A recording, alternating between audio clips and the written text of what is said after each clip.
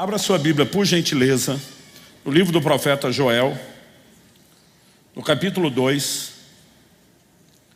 Joel, capítulo 2. E nós vamos ler junto os versos 28 e 29.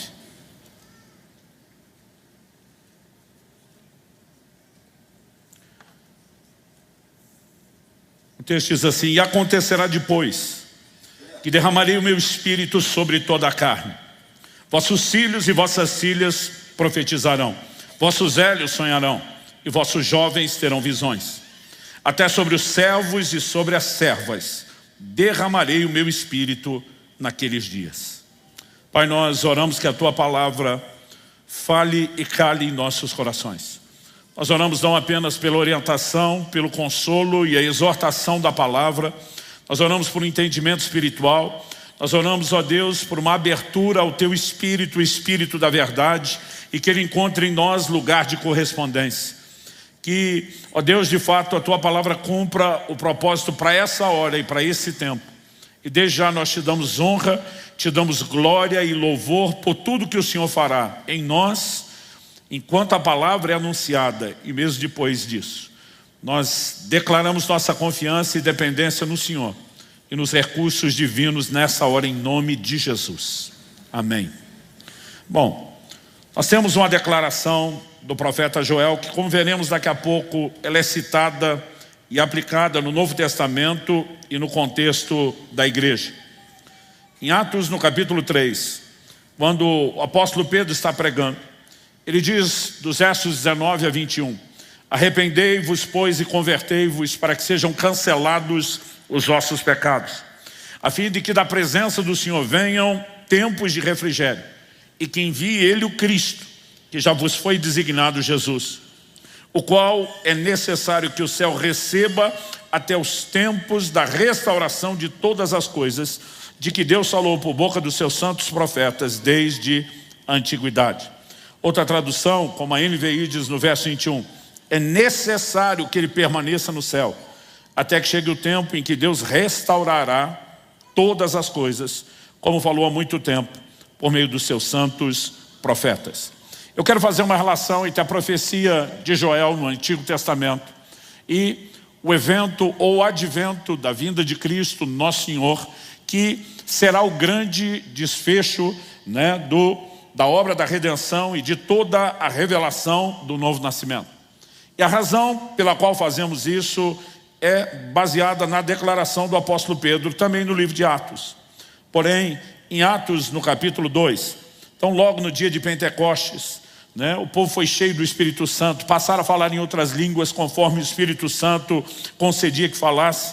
Há uma multidão atônita assistindo aquele espetáculo divino, extraordinário. E a Bíblia diz que no verso 15, o apóstolo Pedro se levanta e ele declara: esses homens não estão embriagados, sendo ainda 9 horas da manhã, ou a chamada terceira hora do dia, que começava às 6 da manhã. E diz: mas isso é o que foi dito pelo profeta Joel. E no momento em que ele menciona a profecia de Joel, ele vai afirmar, verso 17, Atos 2, e acontecerá nos últimos dias, diz o Senhor, que derramarei do meu espírito sobre toda a carne. Vossos filhos e vossas filhas profetizarão, vossos jovens terão visões, sonharão os vossos velhos, e até sobre os meus servos e sobre as minhas servas derramarei do meu espírito naqueles dias e profetizarão. Aqui nós temos o texto de Joel 2, 28 e 29 que acabamos de ler. No entanto, se você ler os versos 30 e 31 lá de Joel, você vai perceber que Pedro também o citou aqui. Agora no verso 19 até o 21, nós temos a citação lá dos versos 30 a 32, na verdade, Joel 2. Mostrarei prodígios em cima no céu, sinais embaixo na terra, sangue, fogo e vapor de fumaça. O sol se converterá em trevas e a lua em sangue, antes que venha o grande e glorioso dia do Senhor. E acontecerá que todo aquele que invocar o nome do Senhor será salvo.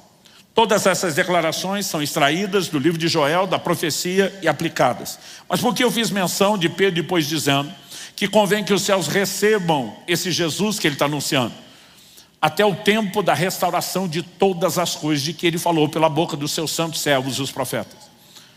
Porque o que a Bíblia está sinalizando é que antes da vinda de Cristo, haverá não só o cumprimento de profecias que estamos aguardando ser cumpridas, mas haverá restauração de profecias que já foram cumpridas e terão cumprimento replicado. E uma delas é essa de Joel, capítulo 2. Como que nós podemos saber disso? Desde a minha adolescência, eu lembro que não havia reunião, congresso, ambiente de avivamento, que Joel capítulo 2 não era citado, pregado, falado, cantado, orado, né? Porque de fato ele sinaliza doutrinariamente um evento poderoso e extraordinário que nos aguarda. Então Joel nos seus dias diz, acontecerá depois. Se você olhar a profecia de Joel lá no capítulo 2, e nós vamos ver daqui a pouco alguns versículos antes, Joel está profetizando para o povo dos seus dias, aqueles que eram os seus contemporâneos. Mas ele diz que aquilo que Deus faria não se limitaria aos seus dias. Ele diz, acontecerá depois. E esse é o tema da minha mensagem hoje. Acontecerá depois. Esse depois tem duas formas de ser lido. Uma delas é o depois, quando você fala da questão cronológica. Não agora, mas nós temos um cumprimento postecipado. Mas o depois também tem um sentido muito específico dentro do contexto. Deus estava chamando o povo ao arrependimento, à santificação, à consagração, por meio da oração, por meio do jejum. E ele também diz, e acontecerá depois. Depois de vocês me ouvirem, depois de vocês se humilharem, depois de vocês se voltarem para mim de todo o coração, que eu vou poder fazer aquilo que eu tenho intencionado fazer. E eu quero que a gente possa olhar para essa declaração, acontecerá depois, com essas duas perspectivas. Tanto há um depois cronológico, porque Pedro vai se levantar e dizer, hoje, no dia de Pentecostes, aquela palavra está se cumprindo.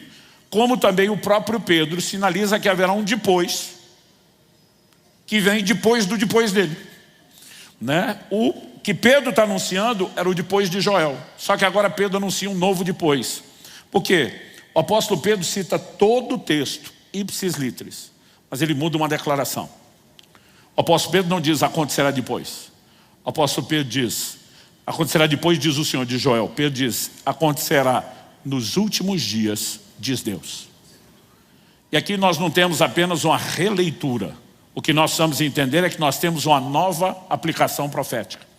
E para que a gente possa entender esses desdobramentos, o que aconteceu no dia de Joel, o que vai, né, se concretizar depois no dia de Pentecostes e o que nos aguarda para os últimos dias, nós precisamos começar primeiro nessa construção do próprio livro do profeta Joel.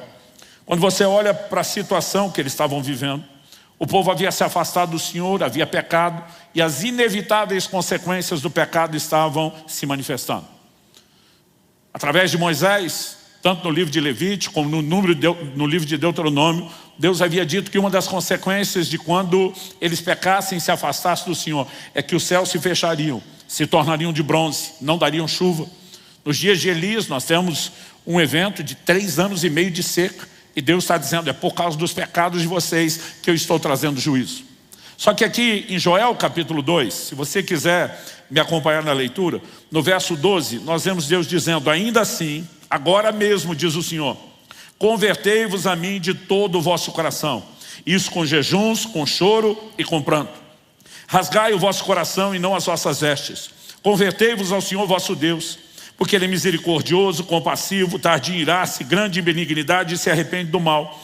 Quem sabe não se voltará, se arrependerá e deixará após si uma bênção, uma oferta de manjares e libação para o Senhor vosso Deus. Tocai a trombeta em Sião, promulgai um santo jejum, proclamai uma assembleia solene, congregai o povo, santificai a congregação, ajuntai os anciãos, reuni os filhinhos e os que mamam. Sai o noivo da sua recâmara e a noiva do seu aposento. Chorem os sacerdotes, ministros do Senhor, entre o pórtico e o altar e orem. Poupa o teu povo ao Senhor. E não entregues a tua herança ao opróbrio, para que as nações façam escárnio dele, porque hão de dizer entre os povos, onde está o seu Deus? Deus está chamando o povo a um lugar de arrependimento, de santificação, de consagração, de jejum, de oração, intercessão, de lamento.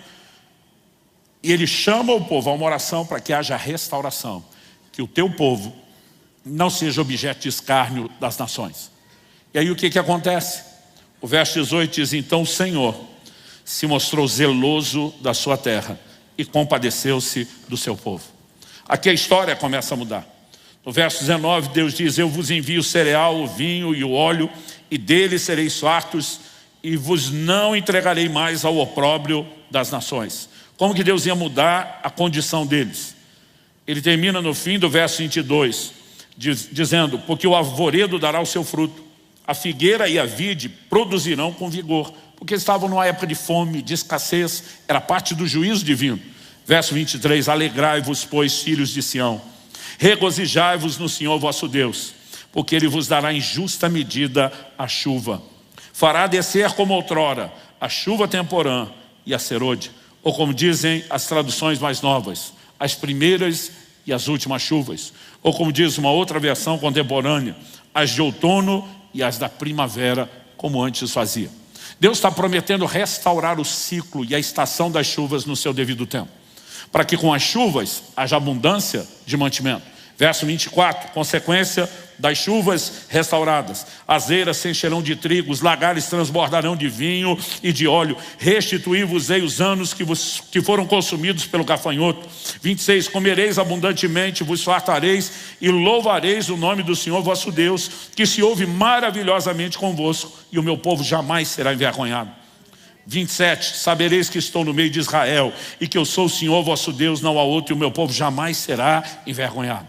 Agora Deus diz: primeiro vou restaurar as chuvas naturais, mas acontecerá depois, que eu derramarei as chuvas espirituais, derramarei do meu espírito sobre toda a carne. E aqui eu e você precisamos entender que a declaração depois não apenas se refere depois de vocês cumprirem o chamado que eu estou fazendo a voltar-se a mim de todo o coração, não apenas se refere a um depois cronológico, mas uma transição das chuvas naturais, que seriam restauradas como um sinal, para aquelas chuvas espirituais que seriam derramadas. Porque isso nos dá toda uma capacidade de compreensão do que virá depois. Porque nós falamos que Pedro se levanta e ele diz: acontecerá nos últimos dias. Por que é que Pedro diz acontecerá nos últimos dias? Pedro está dizendo o que está acontecendo hoje, o povo cheio do Espírito Santo, falando em línguas, nunca aconteceu antes. Isso é o cumprimento de Joel. Deus tinha prometido um derramar do Espírito Santo novo, nunca antes disso, sem precedentes, uma manifestação extraordinária da rendição a Ele, o fluir profético, a manifestação do sobrenatural. E essas coisas não aconteceram nos dias de Joel, não todas. A primeira parte natural sim, a espiritual não. Mas agora estão acontecendo no dia de Pentecostes. Mas a pergunta é: tudo que não aconteceu nos dias de Joel cumpriu-se no dia de Pentecostes? E a resposta também é não. Porque parte da profecia dizia o quê? Mostrarei prodígios no céu e na terra, sangue, fogo e colunas de fumaça. O sol se converterá em trevas e a lua em sangue, antes que venha o grande e terrível dia do Senhor. Essa expressão, dia do Senhor, quer seja no Antigo ou no Novo Testamento, se refere ao advento escatológico da vinda de Cristo. E ele está falando do desfecho da redenção.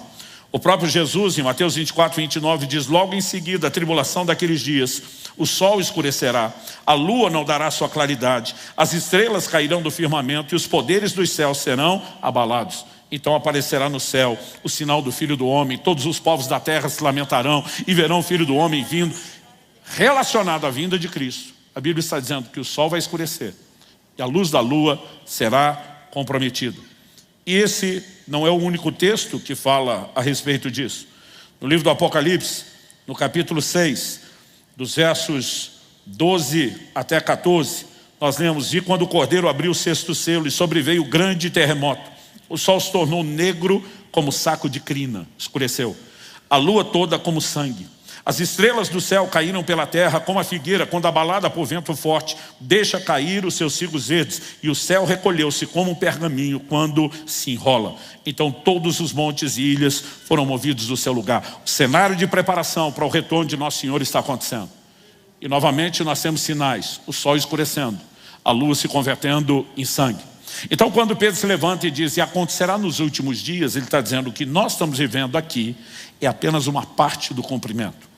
Haverá uma restauração dessa profecia cumprida. Ela terá cumprimento replicado. Quando? Literalmente nos últimos dias, que antecederão o advento de Nosso Senhor. Agora, como Deus usa a figura das chuvas, e Ele aplica nessa alegoria as primeiras e as últimas chuvas, A chuva temporã e a serôdia, né? Ou as de outono e primavera. O que significa isso? Quando Deus diz que Ele restauraria as estações, Ele está falando do ciclo correto das chuvas. As chuvas têm o seu tempo e as suas estações. Ainda que isso mude de lugar para lugar na terra, do hemisfério, existe um ciclo. Ciclo esse que é observado pelos agricultores. Então, normalmente, eles esperavam as primeiras chuvas, queriam amolecer o solo e tornar mais fácil o trabalho, não só de ará-lo, mas de semear e favorecer a frutificação inicial. Mas nunca se colhia antes das últimas chuvas, que por sua vez eram mais intensas e abundantes do que as primeiras. E agora Deus está usando essa alegoria. Então você pode entender Pedro se levantando para dizer: as primeiras chuvas espirituais já estão sendo derramadas. E a partir de Pentecostes nós vemos o Evangelho sendo semeado e espalhado por toda a terra. Mas preste atenção, as últimas chuvas, que são maiores, mais intensas e abundantes que as primeiras, ainda não aconteceram. O maior derramar do Espírito Santo que essa terra jamais presenciou ainda está para acontecer. E é uma promessa daquele que não pode mentir, daquele que é fiel, daquele que zela pelo cumprimento da sua palavra. E eu e você precisamos entender esse desenho e analogia das chuvas e como esse desfecho é empurrado para o tempo do fim com a vinda de Jesus. Eu vou fazer intencionalmente uma longa introdução aqui, antes de fazer as aplicações práticas que eu quero trazer para a sua vida. Mas quando falamos a respeito das chuvas e da vinda de Jesus, não dá para ignorar um texto do Novo Testamento, que está lá em Tiago, no capítulo 5, nos versos 7 e 8. Tiago diz assim: sede, pois, irmãos, pacientes até a vinda do Senhor. Eis que o lavrador aguarda com paciência o precioso fruto da terra, até receber as primeiras e as últimas chuvas. Sede vós também pacientes, e fortalecei o vosso coração, pois a vinda do Senhor está próxima. Desde que Jesus foi assunto aos céus, Ele já estava ensinando e falando sobre a sua vida enquanto estava com seus discípulos.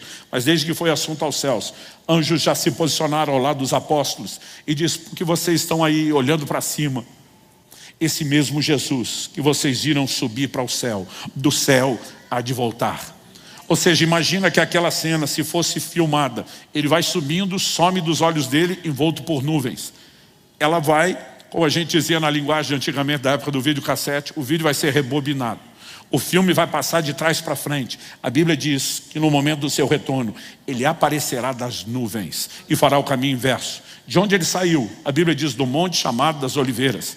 Zacarias capítulo 14, falando do dia da vinda do Senhor, diz: naquele dia os seus pés pisarão o monte das oliveiras. No mesmo lugar de onde saiu, Ele voltará. E a igreja, ela é desenvolvida, estabelecida em todo o mundo, sempre como parte do seu fundamento doutrinário, a vinda de Nosso Senhor. Ele virá para o desfecho de todas as coisas e da obra da redenção. Mas essa mensagem da vinda do Senhor, ela tem sofrido confusão, não é apenas em tempos modernos e recentes. De tempos em tempos sempre aparece alguém com a revelação mirabolante para tentar dar a data que a Bíblia diz que ninguém tem conhecimento dela. Mas as pessoas de toda forma acabam lidando com exageros com essa questão. Então nos primeiros dias da igreja, por causa desse anúncio iminente, o Senhor está voltando, todo mundo acreditava que aquilo aconteceria na primeira geração.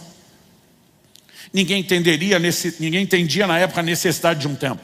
Quando Paulo escreve aos Tessalonicenses, ele diz: ninguém de modo nenhum vos perturbe, como se fosse palavra ou epístola a sair de nós. Ele diz: tem um ensino estranho no meio de vocês e nós não temos nada a ver com isso. Ele diz: ninguém vos perturbe, como se o dia do Senhor já tivesse chegado. Tinha uns dizendo: Jesus já voltou, vocês perderam o bonde, nem viram.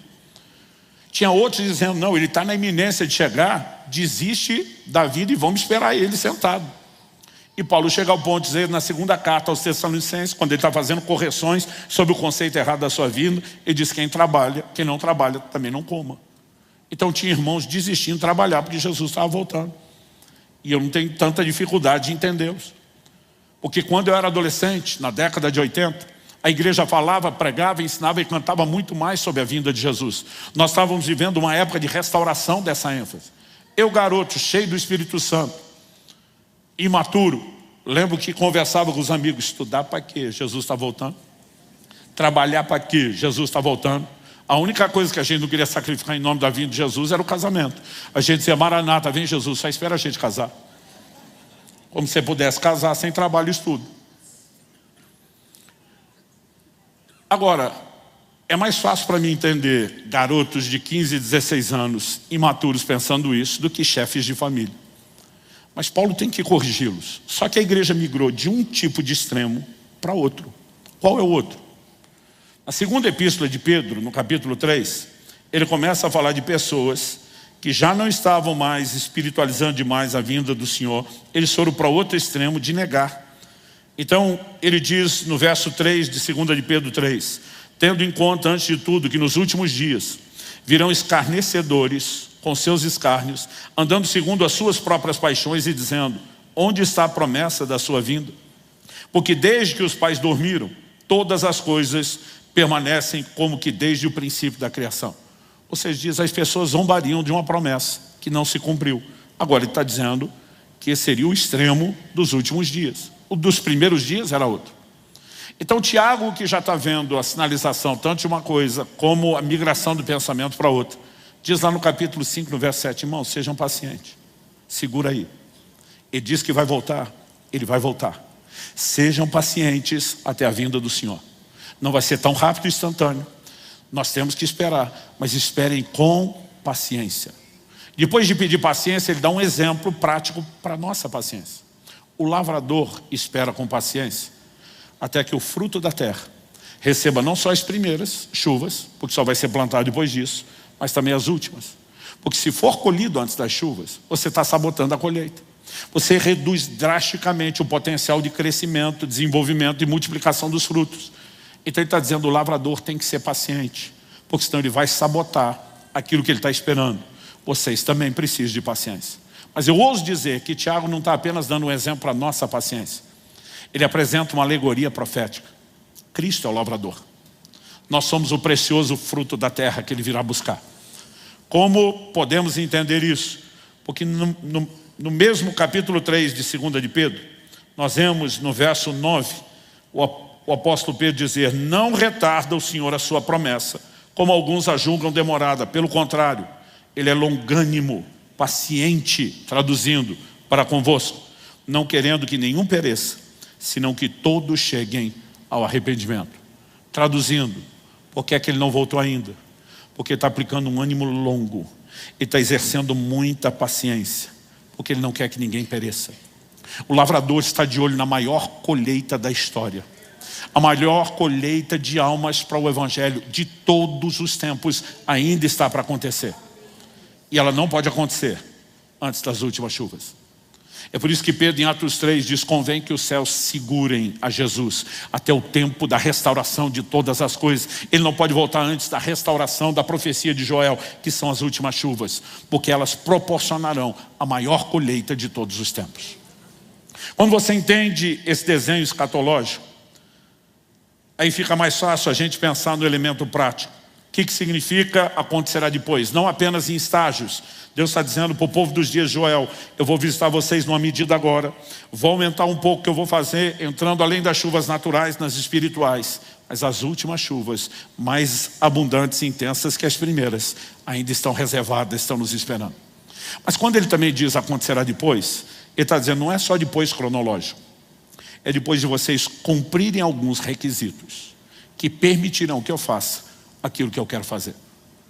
Então, no verso 12, ele começa, como nós lemos, chamar o povo ao arrependimento, à consagração, a se voltar ao Senhor de todo o coração. O jejum e oração estão lá. A santificação, né, é parte do processo de arrependimento e se estende até a consagração. E ao longo de toda a Bíblia e também de toda a história, o caminho do avivamento sempre foi pavimentado com os mesmos elementos.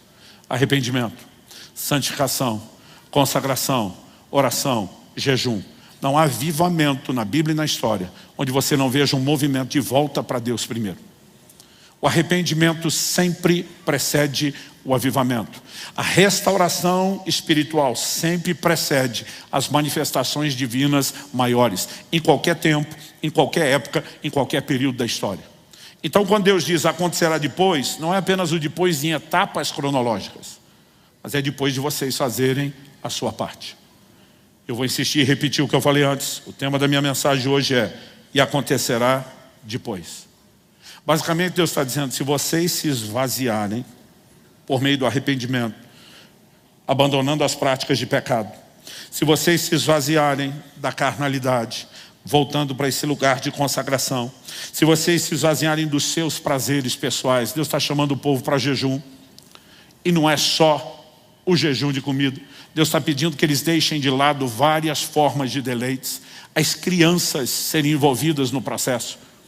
Deus estende a visão do deleite quando ele diz: sai o noivo e a noiva da sua recâmara. Ele diz: qualquer momento em que vocês puderam celebrar a vida de vocês, a comunhão de vocês, pausa para tudo, voltem-se para mim de todo o coração. O primeiro tópico que eu quero explorar aqui é que Deus enche quem se esvazia de si. Nós precisamos entender que isso é recorrente ao longo das Escrituras, porque não adianta apenas a gente cantar que o Espírito Santo será derramado, não adianta apenas a gente pedir que Deus o faça.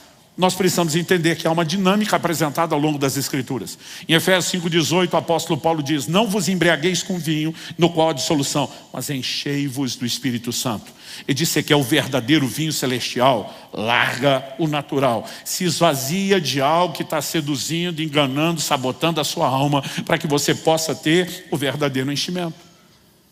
Em João, no capítulo 4, quando Jesus chega em Samaria, especificamente na cidade de Sicar, junto ao poço de Jacó, ele encontra uma mulher para quem ele começa a falar, ministrar e se revelar. Jesus pede água e a mulher questiona: como que você, sendo judeu, pede beber a mim que sou mulher samaritana? Primeiro, era um homem se dirigindo a uma mulher. Naquela cultura não era comum. Segundo, judeus samaritanos não se davam, e o verso 9 explica isso. No 10 nós lemos: replicou-lhe Jesus: se conheceras o dom de Deus, e quem é o que te pede, dá-me de beber, tu lhe pedirias, e ele lhe daria água viva. A mulher está perdida com essa história. Mas no final das contas, não era eu que ia dar água para o Senhor, agora é o Senhor que vai dar água para mim? O verso 11 diz: respondeu ela: Senhor, tu não tens com que tirar, e o poço é fundo. Onde, pois, tens água viva? És tu, porventura, maior do que Jacó, nosso pai, que nos deu o poço, do qual ele mesmo bebeu, e bem assim seus filhos e o gado? Afirmou-lhe Jesus: quem beber dessa água tornará a ter sede. Aquele, porém, que beber da água que eu lhe der, nunca mais terá sede. Pelo contrário, a água que eu lhe der será nele uma fonte a jorrar para a vida eterna. Quando Jesus explica isso, verso 15, disse a mulher: Senhor, dá-me dessa água, para que eu não mais tenha sede, nem precise vir buscá-la. Ela não está entendendo ainda que Jesus está enfatizando algo espiritual. Mas ela disse: se tem uma água que eu bebo uma vez só, não tenho mais sede, eu fico feliz de escapar esse trabalho de carregar o cântaro d'água na cabeça todo dia por alguns quilômetros. Quando ela diz: me dá dessa água, para onde vai a conversa? Verso 16 a 18, disse-lhe Jesus: vai, chama teu marido e vem cá. Ao que lhe respondeu a mulher: não tenho marido. Replicou-lhe Jesus: bem disseste, não tenho marido, porque 5 maridos já tiveste, e esse que agora tens não é teu marido. Isso disseste com verdade. A mulher responde na hora: vejo que és profeta. Mas vamos entender o que está acontecendo. Ela diz: eu quero a sua água, eu preciso dessa água. Jesus diz: eu vim para dá-la, mas primeiro você vai ter que abandonar a sua vida de pecado. Em primeiro lugar, você vai ter que largar isso tudo que está enchendo, saciando falsamente a sua alma e enganando você a respeito daquilo que eu posso fazer. Mas em outras palavras, Jesus está dizendo: para que eu te enche, você primeiro vai ter que se esvaziar. Gente, preste atenção, o Evangelho tem sido pregado e anunciado desde o início. O livro de Hebreus diz que a salvação nos foi inicialmente anunciada por Nosso Senhor e depois continuada pelos apóstolos. Qual era a mensagem de Jesus? A Bíblia diz que ele saía pregando o Evangelho e a mensagem era: número 1, arrependei-vos. Número 2, crede no Evangelho. Antes mesmo da chegada de Jesus para pregar o arrependimento, João Batista é enviado como precursor para preparar o caminho. Qual era a essência da mensagem de João Batista? Arrependimento. Jesus vem falando do mesmo arrependimento e também batizando como João batizava. E quando ele envia os seus discípulos, agora anunciar não apenas a morte, mas a ressurreição, ele manda que eles preguem o arrependimento a todas as nações. O arrependimento sempre foi o ponto de partida, antes mesmo da fé. A gente sabe que a salvação é pela fé, mas antes de anunciar o crede, primeiro era dito: arrependei-vos. E quando você olha para os rudimentos da doutrina de Cristo em Hebreus, não é diferente. Antes da fé em Deus, que está em segundo, daqueles 6 são listados lá. Número 1, arrependimento de obras mortas. Mas de alguma forma, o evangelho moderno e contemporâneo, que vem se tornando cada vez mais antropocêntrico, nós estamos botando o homem no centro e tirando Cristo de lá, ele tem suprimido a mensagem de arrependimento. O arrependimento significa que você abandona os seus pecados em contrição, por ter ferido o coração de Deus, por ter entristecido a Deus, por ter desconectado dele. E você entende que para restaurar não há compatibilidade entre Deus e o pecado tem que ser abandonado. Mas a mensagem do evangelho, que sempre exigiu que as pessoas se adequassem a Cristo e ao evangelho, hoje em dia está fazendo com que Cristo e o evangelho é que se adequem às pessoas. E cada vez mais a conversa é: você não precisa mudar nada. Isso não é, nunca foi e jamais será verdadeiro, jamais será um evangelho bíblico ou a sã doutrina. Isso tem nos sabotado de uma maneira que a gente não consegue dimensionar. Um dia desses alguém falou: mas o senhor vai negar que a igreja está crescendo? A igreja brasileira nunca teve esse tamanho. Eu falei: é verdade. Mas nas palavras do meu amigo pastor Marcelo Jamal, nossas igrejas nunca tiveram tão cheias de gente tão vazia. Muito mais do que apenas multiplicar os números. E haverá uma multiplicação muito maior com a grande colheita que há de vir. Deus quer multiplicar isso com gente cheia, cheia da sua presença, cheia da manifestação do caráter de Jesus, cheia do brilho da glória de Deus. Mas para que a gente entre no próximo nível, nós temos que nos esvaziar. Quem está entendendo, diga amém. Esse é o significado de acontecerá depois. É por isso que em Joel 2,12 Deus diz: voltem-se a mim de todo o coração, isso com jejuns. No verso 15, proclamai um santo jejum, toquem a trombeta, façam um ajuntamento solene, chama o povo para jejuar. Você precisa entender que na cultura do Antigo Testamento, o jejum era parte de uma expressão de tristeza. É por isso que Jesus, quando questionado por que os seus discípulos não jejuavam, ele disse: quando o noivo está junto não vai rolar. Mas depois que o noivo foi tirado. E Jesus está falando do período da sua ausência, do momento onde ele fosse assunto aos céus, até os dias do seu retorno. Ele estabeleceu que esse era o tempo de jejum e disse: eles vão jejuar. Mas o conceito no Antigo Testamento, havia um dia anual que era compulsório, todo mundo tinha que jejuar. Levítico 16, o dia da expiação.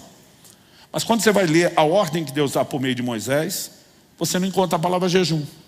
Você vê Deus dizendo: vocês vão afligir, humilhar as vossas almas. Deus diz: aquele que não humilhar sua alma, não afligir sua alma, será eliminado do meio do povo. Como é que nós sabemos que era um dia de jejum?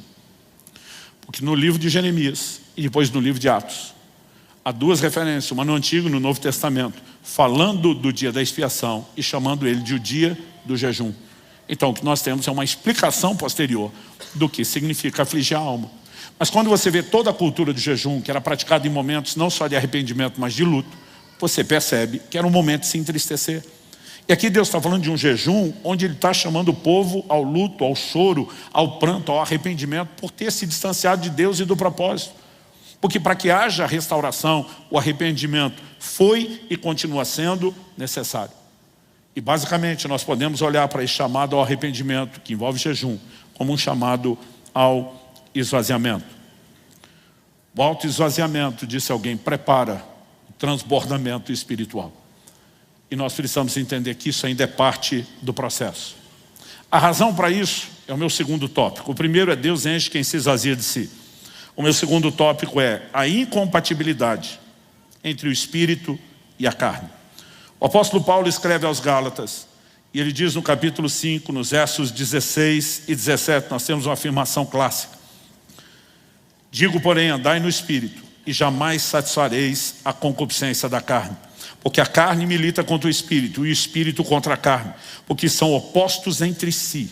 Observe a frase: opostos entre si, para que não façais o que porventura seja do vosso querer.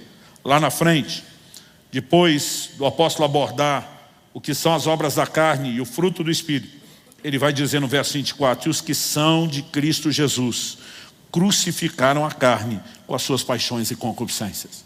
E depois desse elemento prático de crucificar, mortificar a carne, ele disse: vivemos no espírito, andemos também no espírito. Quando Paulo escreve em Romanos no capítulo 8, ele vai falar exatamente a respeito dessas mesmas verdades práticas que eram ensinadas aos crentes dos primeiros dias. Verso 5 de Romanos 8: porque os que se inclinam para a carne cogitam, isso significa pensam, sentem das coisas da carne, são guiados por ela. Mas os que se inclinam para o espírito cogitam, pensam, sentem, são guiados pelas coisas do Espírito. Porque o pendor, a inclinação da carne, dá para a morte, mas o do Espírito para a vida e paz. Verso 7, por isso o pendor da carne é inimizade contra Deus, pois não está sujeito à lei de Deus, nem mesmo pode estar. Portanto, os que estão na carne não podem agradar a Deus. Essa compatibilidade vai sendo atestada ao longo de todo o Novo Testamento. Em Tiago, no capítulo 4, verso 4, ele vai dizer adúlteros. A palavra no grego, moichos, foi traduzida em algumas versões como infiéis, mas não é uma infidelidade qualquer. A palavra moicho significa adúltero, infidelidade conjugal. Porque uma analogia está sendo usada ao longo da Bíblia. Cristo é o noivo. A igreja é a noiva sendo preparada para o casamento. A obra do Espírito Santo é preparar a noiva. O livro de Efésios fala de uma noiva santa, pura, sem mancha, nem ruga, nem mácula, nem qualquer coisa semelhante. Preste atenção. A noiva que Cristo virá buscar não será uma igreja esculhambada que nós temos visto por aí. Haverá um povo no meio do seu povo. Haverá pessoas que se permitirão ser preparadas para ser apresentadas como essa noiva pura, santa, que a palavra de Deus está dizendo. E o Espírito Santo tem a missão de prepará-lo. Mas em Tiago 4,4 diz, infiéis, adúlteros, vocês não sabem que a amizade do mundo é inimizade contra Deus? Qual a figura que ele estabelece? De um lado, ele põe a igreja como a noiva. Do outro, o Senhor Jesus como noivo. E quando a igreja deixa de ter olhos somente para o noivo e começa a mirar o mundo, um triângulo amoroso foi formado. E depois de usar essa figura, ele diz no verso 5, ou supondes que em vão diz as Escrituras que o Espírito anseia por vós até o ciúme. Quando eu e você tiramos os olhos de Jesus e começamos a flertar com o mundo, o Espírito Santo vai arder de ciúmes, porque ele não tolera. É por isso que a Bíblia diz, a amizade do mundo é inimizade contra Deus. A inclinação à carne é inimizade contra Deus, não são compatíveis. Gente, desde o início de tudo, em Gênesis, no capítulo 6, quando Deus anuncia o dilúvio, Deus dá um motivo logo de cara, antes de anunciar o juízo que viria. Gênesis 6,3 diz, então diz o Senhor, o meu espírito não agirá para sempre no homem, pois este é carnal, e os seus dias serão 120 anos. Até o capítulo 5, que acabou de terminar, você vai ver a genealogia de Adão, e a maioria das pessoas, boa parte delas, viveram mais de 900 anos, e outros quase 900 anos. Muita gente. Só que Deus diz, agora os dias do homem serão 120 anos. Deus está dizendo, eu vou reduzir drasticamente a duração da vida do homem de quase 1 milênio para pouco mais de 1 centenário. Por quê? Deus diz, porque meu espírito não vai agir para sempre no homem, porque é carnal. Ele diz o tempo todo, eu estou trabalhando, chamando a atenção, buscando lugar no coração, e eles estão se entregando à carne. Essas coisas sempre foram incompatíveis. Deus diz, o tempo de insistência vai diminuir, o tempo de oportunidades vai diminuir, porque é impossível alguém estar tão inclinado à carne e ter uma ação contínua do Espírito Santo.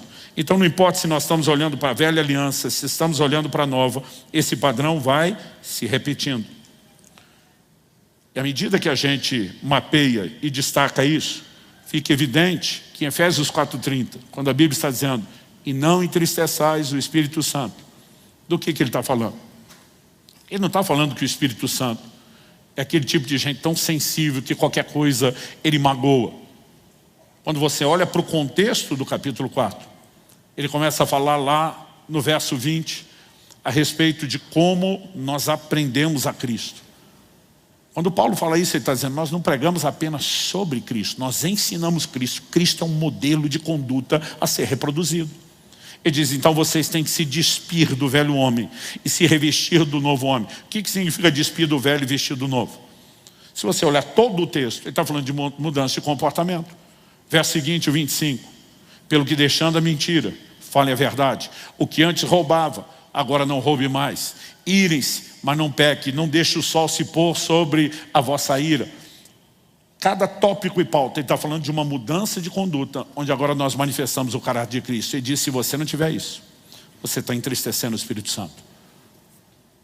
Então, como que nós podemos imaginar uma vida de enchimento do Espírito Santo, sem o esvaziamento da carne? O nosso próprio conceito de enchimento do Espírito Santo é equivocado. Porque a gente imagina que ser cheio do Espírito Santo é ter mais dele. Então o crente às vezes vem para o culto com a mentalidade de quem leva o carro para o posto de gasolina e diz o frentista, completa o tanque. Então está faltando algo, vamos encher um pouquinho mais. Só que nós temos um problema teológico com esse conceito. Porque João, capítulo 3, verso 34, diz que Deus não dá o Espírito por medida. O Espírito Santo não é divisível. Por que é que você achou que ele vai te entregar aos poucos e a prestação? Não é assim que ele faz. O Espírito Santo é uma pessoa.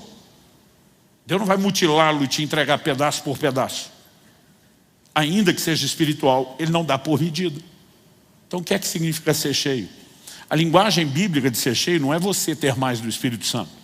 Ser cheio significa totalmente preenchido, totalmente tomado, ou seja, sob controle. A aplicação prática é o Espírito Santo ter mais de você. É você estar totalmente rendido. Que é uma boa figura que ilustra isso. Ezequiel 47, quando ele tem a visão do rio que emana do santuário. E é uma figura do Espírito Santo. O livro dos Salmos diz, há um rio cujas correntes alegram a cidade de Deus. No livro do Apocalipse, o rio emana do trono de Deus, é uma extensão de quem ele é. Faz aquilo que só Deus pode fazer. Em Ezequiel 47, a Bíblia diz, por onde o rio passa, tudo volta a viver. E a Bíblia diz que haverá enxames de peixe no Mar Morto. É humanamente, naturalmente, biologicamente impossível. Mas Deus está falando que esse rio faz coisas que só Ele pode fazer, porque é uma extensão do próprio Deus. O rio é uma grande figura do mover do Espírito. Mas em Ezequiel 47, o profeta está com um anjo, olhando para o rio. E não é o rio que invade a vida dele. O anjo olha para ele, da tradução da Bíblia, na linguagem de hoje, do pastor Luciano Subirá, a versão goiana. O anjo diz, bora para dentro do rio. E a Bíblia diz, faz uma medição de 1000 côvados, meio quilômetro, rio adentro. E a água dá no tornozelo, mas eles não pararam, porque não era hora de parar. Ele diz, bora mais 1000 côvados, mais outro meio quilômetro, agora um total de 1 quilômetro. Água no joelho. Tem mais água do que antes? Sim. Porque o rio está subindo, invadindo a vida do profeta? Não. Porque o profeta está se entregando ao rio. Mais 1000 côvados no total de 1,5 km, água nos lombos. Em nenhum dos 3 primeiros estágios a medição parou. Porque ainda não havia chegado ao lugar do destino. E o lugar do destino não era atravessar o rio nem chegar no alta margem. Onde é que a medição para? A Bíblia diz quando se chega nas águas profundas, águas para se nadar. Esse é o lugar do destino de Deus para mim e para você. Águas profundas. Porque não importa se eu e você estamos nos entregando mais do que antes. Não, eu só entrei até água no tornozelo. Tem o outro que diz, não, eu entrei até água no joelho. Não, eu entrei até os lombos. Quanto mais você entra, mais o rio tem de você. Mas tem uma hora que o pezinho já não alcança o chão. Porque as águas ficaram profundas. E quando não dá mais pé, não importa se você está com água no tornozelo, no joelho ou no lombo, você está no controle, você diz, eu vou para cá, eu vou para lá. Mas a hora que não dá mais pé, você perdeu o controle, o rio assume o controle. Agora é o rio que te carrega, é o rio que te conduz. Todo o conceito de ser cheio do Espírito Santo não é você ter mais dele, é ele ter mais de você. E nós precisamos entender o chamado à rendição, o chamado à entrega, o chamado ao esvaziamento, o chamado à mortificação da carne, porque senão nós não vamos muito longe. Pastor, e o que isso tudo tem a ver com a profecia de Joel? Bom, nos dias de Joel, Deus está dizendo, para fazer o que eu vou fazer, começando das chuvas naturais, vocês precisam não só de arrependimento, mas de um ingrediente dentro de todo o combo de arrependimento, santificação e oração: jejum. Mas quando a profecia está para se cumprir de novo nos dias de Pentecoste, há um movimento de Deus. Os fariseus foram criticados porque se tornaram extremamente religiosos. Mas como todo movimento de Deus, aquilo já foi algo inspirador um dia. E eles se tornaram a seita mais severa e zelosa dentro do judaísmo, porque um dia foram inspirados. E com eles começa a haver uma prática do jejum nunca antes vista. Mas João Batista chega, botando seus discípulos para jejuar mais do que os fariseus. Ele mesmo se alimentando de mel e gafanhotos. Uma estação está mudando. Até quando o precursor, João Batista, entrega o bastão na mão de Jesus, diz, agora é contigo. No dia do batismo, assume. Jesus pega o bastão da mão dele e diz, agora é comigo. 40 dias de jejum no deserto. O jejum está sendo restaurado e o cenário para um novo cumprimento da profecia de Joel está sendo preparado. E aquilo vai acontecer novamente. Agora preste atenção. Se na primeira e na segunda fase da profecia de Joel não aconteceu aquilo sem jejum, o que te leva a acreditar que o último grande momento de desfecho, do derramar das chuvas, do lavrador que está pacientemente esperando, eu vou repetir o que eu falei no início, o maior derramar do Espírito Santo de todos os tempos ainda está para acontecer. E o lavrador está esperando as chuvas para a maior colheita de todos os tempos. Será o momento mais extraordinário da história do Evangelho de Jesus Cristo. E nós estamos na iminência de vivenciar coisas como essa. Estamos caminhando para lá. Se você estuda a história da igreja, dos primeiros séculos houve um grande mover do Espírito, depois há declínio. Durante séculos e séculos.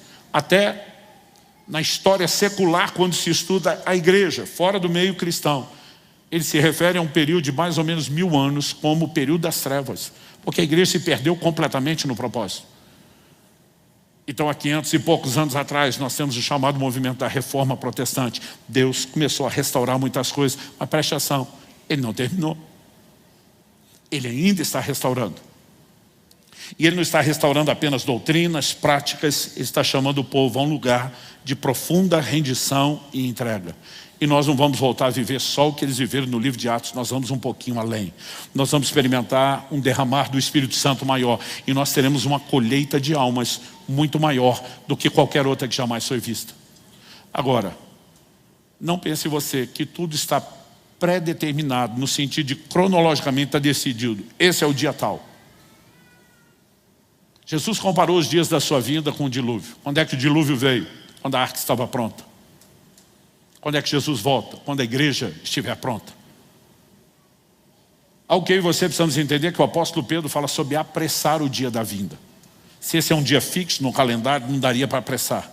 Mas se eu e você correspondemos com Deus, para que Ele possa fazer mais depressa aquilo que Ele intencionou, então isso não precisa ser postecipado.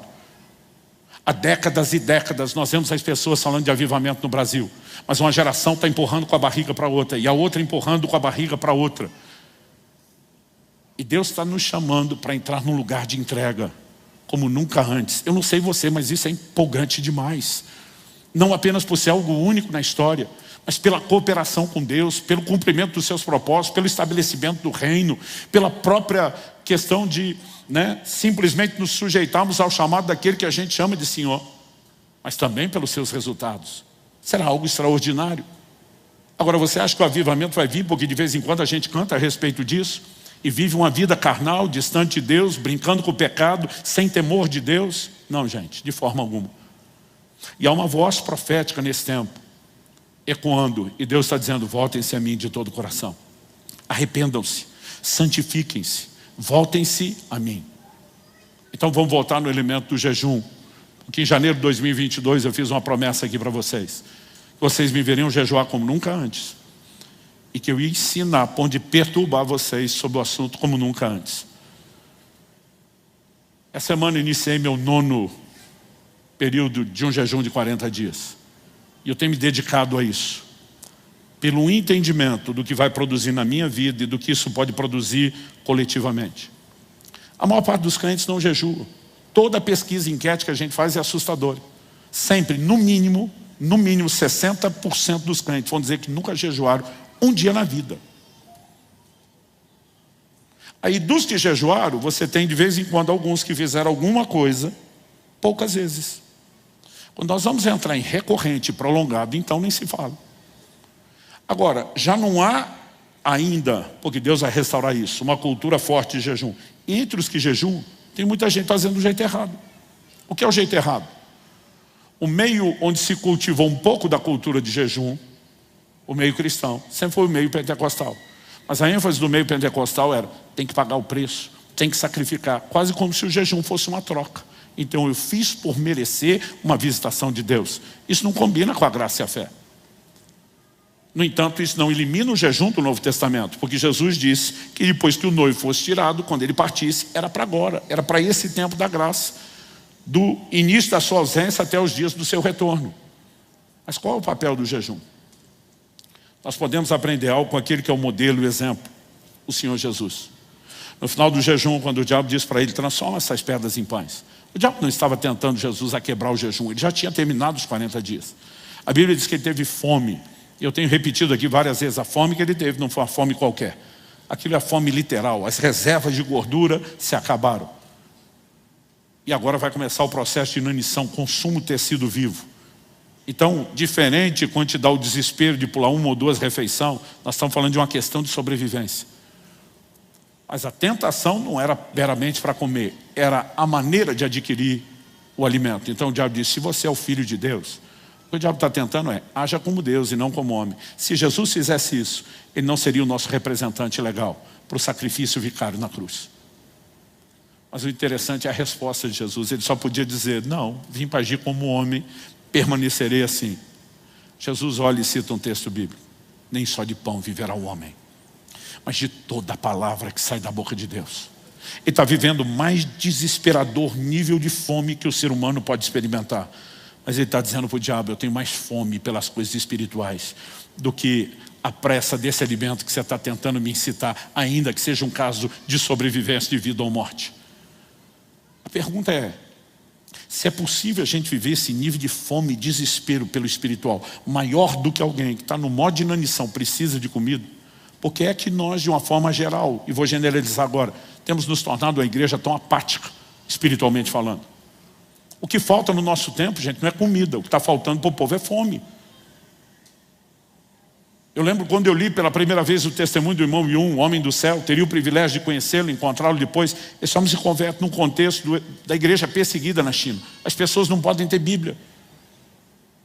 Quando depois de um tempo de oração, ele milagrosamente tem acesso a uma Bíblia, e decorou o Evangelho de Mateus inteiro, capítulo por capítulo, versículo por versículo, em um mês. Porque na hora de pregar o Evangelho para os outros, não poderia andar com a Bíblia na mão, então tinha que sabê-la de cor. A gente tem liberdade, não é perseguido por ninguém, e não abre a Bíblia para nada. O que está faltando para a gente não é comida, o que falta é fome, há uma indiferença. Agora a pergunta é possível quebrar essa indiferença para entrarmos no lugar do grande derramar do Espírito Santo? E eu quero te dizer sim.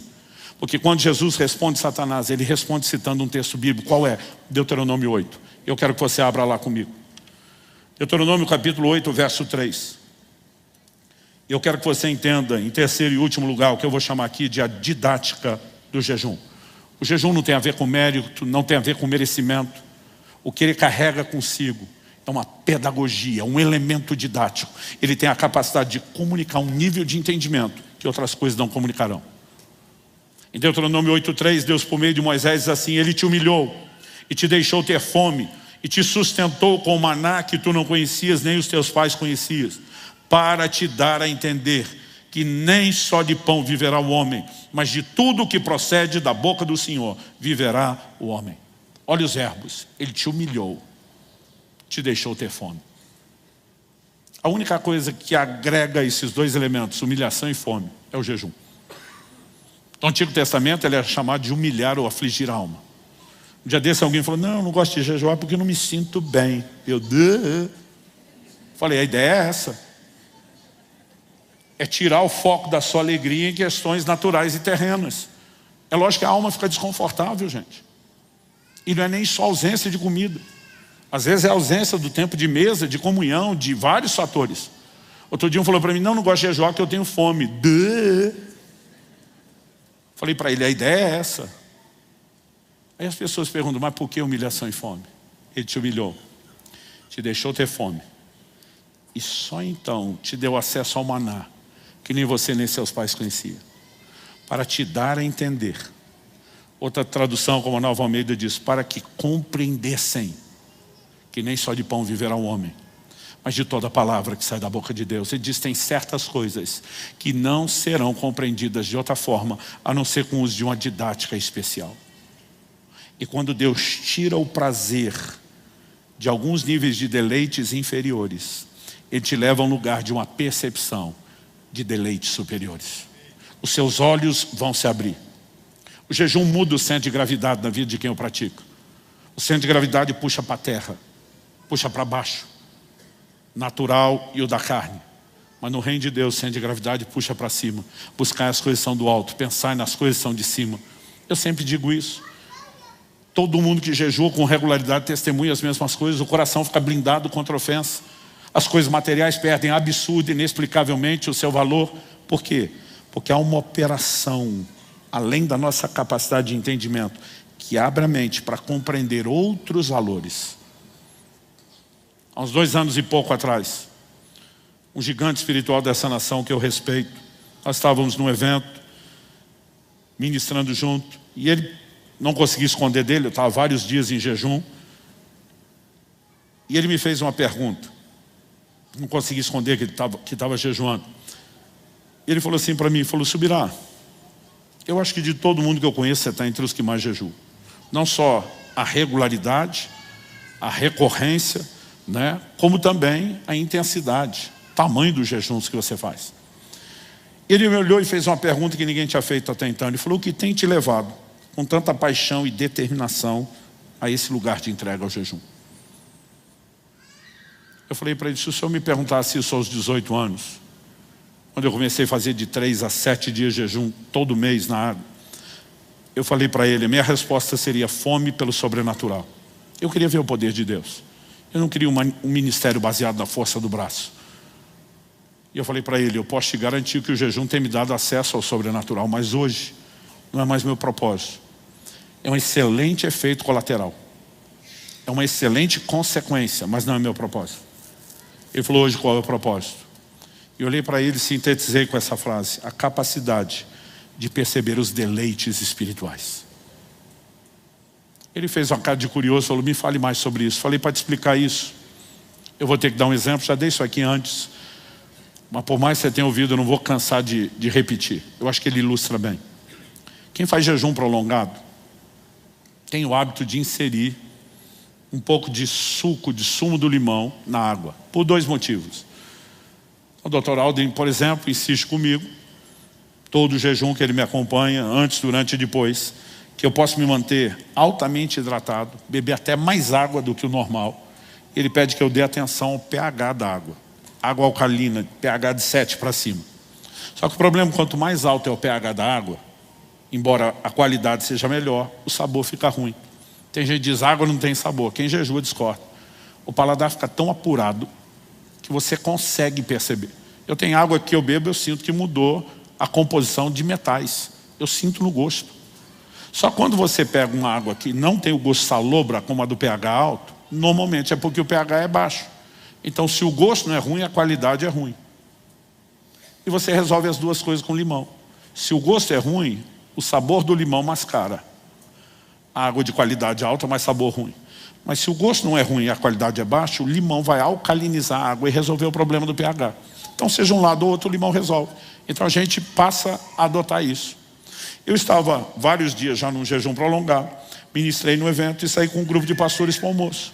Alguém falou para mim: Subirá, você não está comendo, vá para o hotel. Eu falei: cara, já não estou comendo, não preciso perder o tempo de mesa e comunhão. Eu falei: vou sentar com vocês.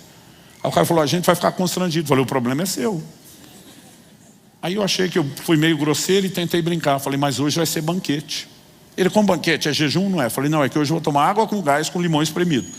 Então, para quem está jejuando, é banquete. Eles riram, a situação ficou meio controlada e lá fomos nós. Quando cheguei, o garçom veio na mesa e falei: amigo, só vou te pedir uma coisa.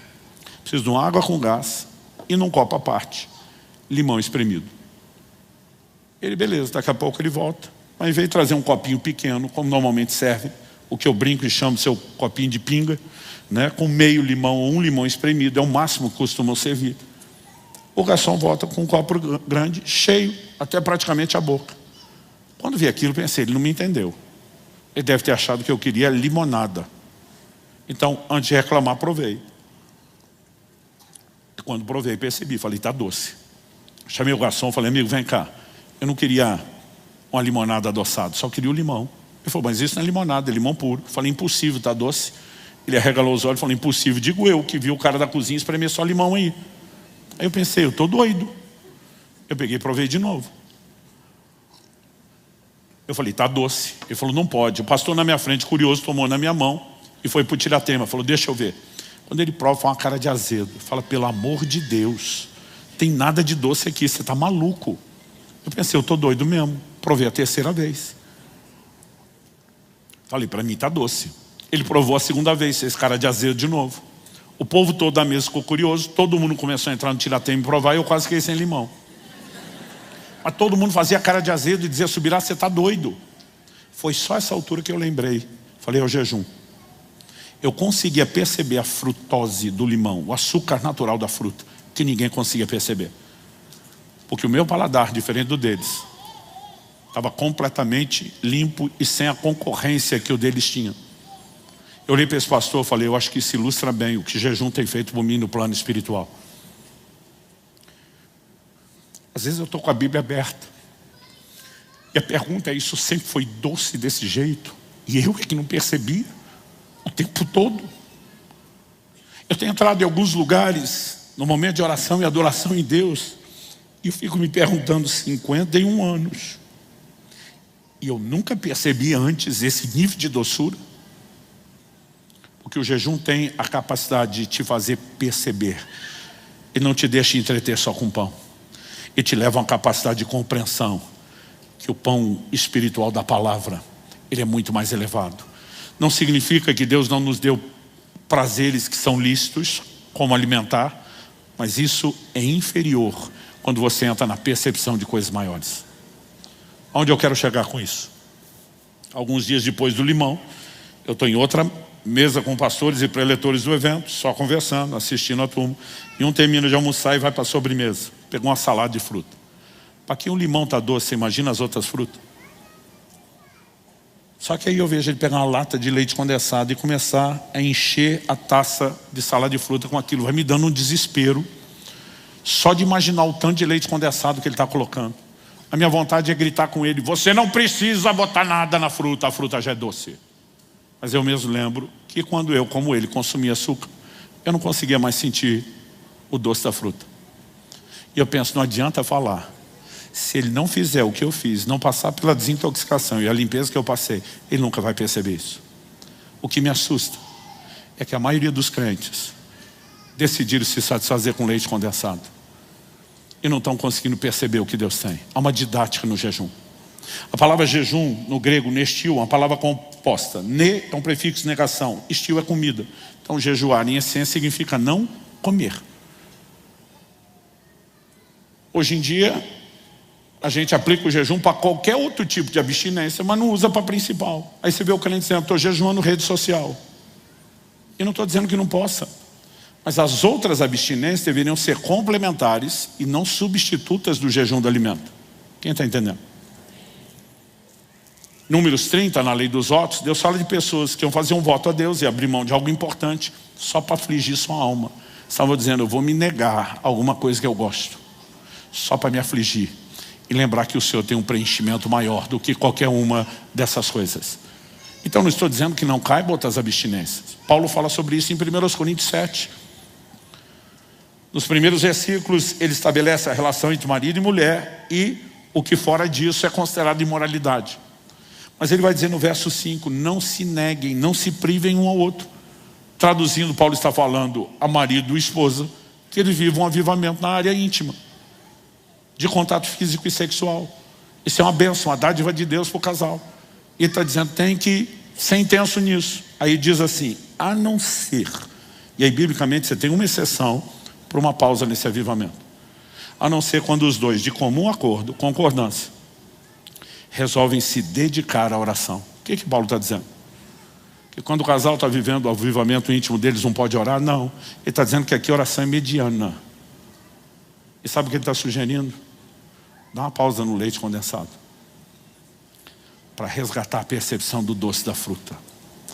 Há um lugar mais profundo em Deus, que muitos de nós não temos conhecido ou temos perdido de vista.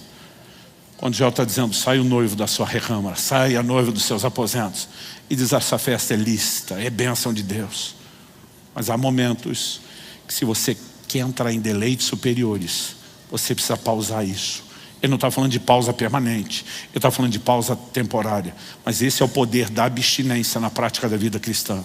Não tem nada a ver com mérito, tem a ver com algo que vai abrir os seus olhos, que vai trazer percepção espiritual e vai te levar a experimentar coisas que você nunca experimentou.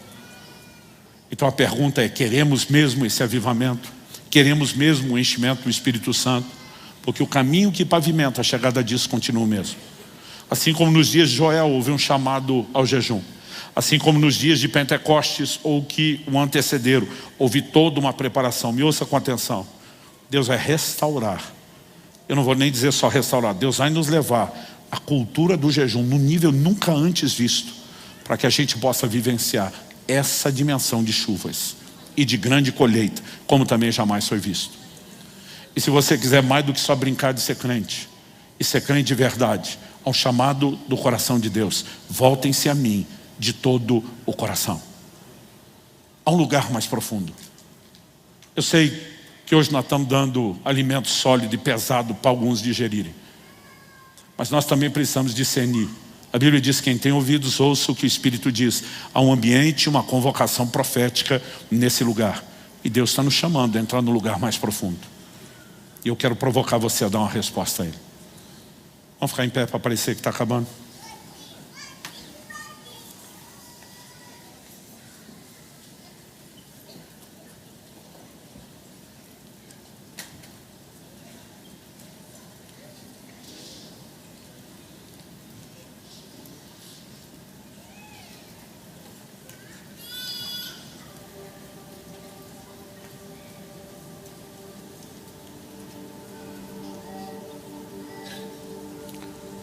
Moody foi um grande evangelista, um dos ícones do ministério evangelístico nos Estados Unidos. Foi um instrumento de Deus não apenas para ganhar cerca de 500 mil de almas, mas para provocar avivamento nos seus dias, não só no seu ministério local, mas também pregando em muitos lugares. Moody tinha uma declaração: Deus não despede ninguém vazio, exceto aqueles que são cheios de si mesmos. Mas se eu e você aceitarmos o chamado ao esvaziamento, haverá um novo preenchimento. Quem está entendendo? Eu gostaria que nós pudéssemos ter um tempo de oração. Alguns de nós precisamos começar respondendo a Deus agora mesmo, em arrependimento. Alguns de nós estamos brincando com o pecado, estamos brincando com Deus, esquecendo que a Bíblia diz que de Deus não se zomba, que Ele não se deixa escarnecer. A Bíblia diz: tudo que um homem semear, isso também ceifará. O que semeia na carne, da carne vai colher corrupção. O pecado vai te arrebentar, vai estragar a sua vida, vai te afastar de Deus, vai te drenar as forças, a energia, a vida espiritual. Mas a Bíblia diz: o que semeia no Espírito, do Espírito vai colher a vida eterna. E sabe, nós precisamos ouvir a voz de Deus. Eu não vim te apontar o dedo, não vim jogar pedra em você. Eu sei que o tom de voz da ministração está um pouco contundente, porque eu estou ardendo de zelo aqui dentro. Mas Deus amorosamente está nos chamando: volta para mim de todo o coração. Nós temos gente em diferentes níveis de maturidade. Talvez a resposta de entrega de cada um será diferente, tem a ver com o momento que você vive. Mas nós precisamos ir além. Nós não podemos aceitar ficar estagnado, nem tão pouco retrocedendo. Nós precisamos ir além. Você recebe essa palavra? Eu gostaria que você começasse a falar com Deus. Eu pedi para você ficar em pé, mas faz isso como você achar melhor, em pé, sentado, e joelho no seu lugar, orando em voz alta, em voz baixa. Mas eu gostaria que nós tivéssemos alguns minutos de oração e rendição. Enquanto isso, os músicos vão ministrar, mas você não vai cantar com eles ainda. Mas daqui a pouco nós vamos fazer do cântico também uma oração e um clamor, para que o derramar do Espírito Santo venha, não só como na primeira vez, mas de forma ainda maior e intensa. E a gente não precisa apenas começar lentamente algo aqui que talvez só vai ser experimentado daqui a algum tempo. Você pode receber um toque marcante, poderoso, único, singular, sobrenatural ainda nessa reunião. Então desliga de quem está perto de você, mesmo marido e mulher. Vou pedir que cada um se coloque diante de Deus e ore por si. Fale com Deus agora, do seu jeito, da sua maneira. Espírito Santo, vem sobre nós. Sopra neste lugar teu fôlego de vida, como o Senhor soprou sobre aquela visão de Ezequiel 37 do vale de ossos secos. Mesmo sobre aqueles que se esfriaram, tropeçaram, que estão, ó Deus, sendo vítimas de uma prisão da carne e do pecado. Nós oramos que os olhos se abram, nós oramos que o temor do Senhor toque o coração. Nós oramos que eles ouçam a sua voz, e como diz o livro de Hebreus, citando o Antigo Testamento: se hoje ouvides a sua voz, não endureça o coração. Que nenhum de nós ofereça resistência mas que essa seja uma noite de arrependimento, de rendição, de entrega. E nós oramos, estende a tua mão, toca as nossas vidas, cumpre o teu propósito para esse tempo e essa hora. Nós clamamos por avivamento, nós queremos ir além, não queremos brincar de igreja nem de evangelho, nós queremos a plenitude de Deus e nós clamamos por isso. Vem sobre nós, Senhor, em nome de Jesus.